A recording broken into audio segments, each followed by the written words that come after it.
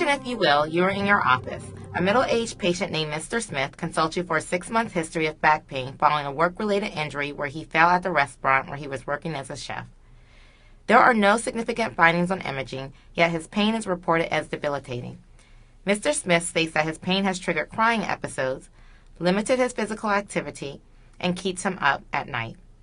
He denies definitive symptoms of major depression.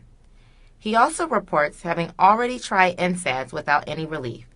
You determine that his pain is impairing his functioning, and therefore it may seem reasonable to write an opioid medication. Consider this. The CDC Guidelines for Prescribing Opioids for Chronic Pain actually recommends non-pharmacological and non-opioid pharmacological therapy for the treatment of chronic pain. So, what does this mean? Well, that could mean exercise. Even if your patient can't play basketball, that doesn't mean he can't engage in other forms of physical activity. For example, yoga and swimming can be particularly helpful for people with chronic pain.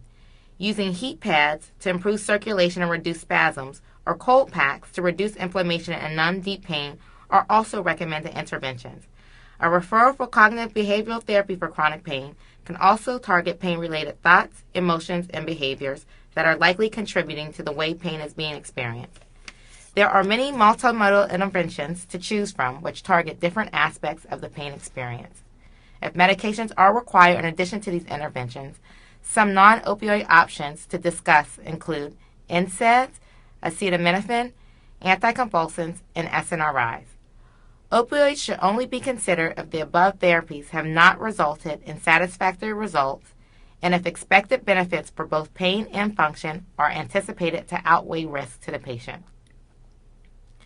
Another thing to consider is setting specific, measurable, yet achievable goals for chronic pain patients. Your treatment can't be a success if success is not defined.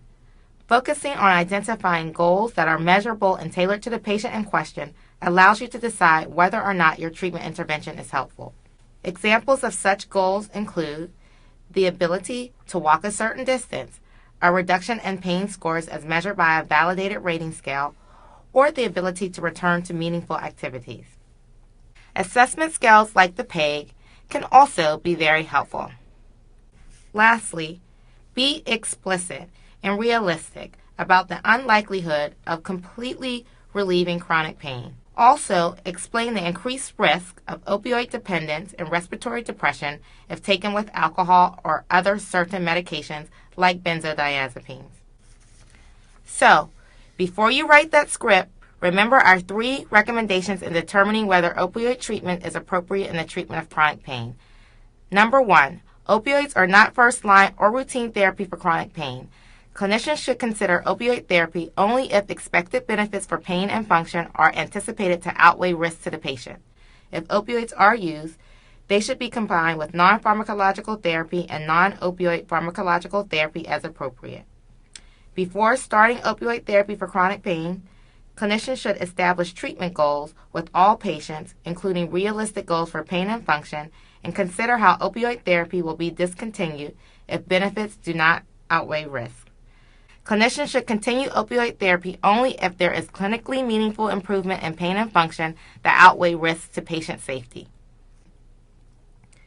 Before starting and periodically during opioid therapy, clinicians should discuss with patients known risks and realistic benefits of opioid therapy and patient and clinician responsibilities for managing therapy. If you keep these 3 recommendations in mind, both you and your patient can begin a safer path towards improved functionality and overall wellness.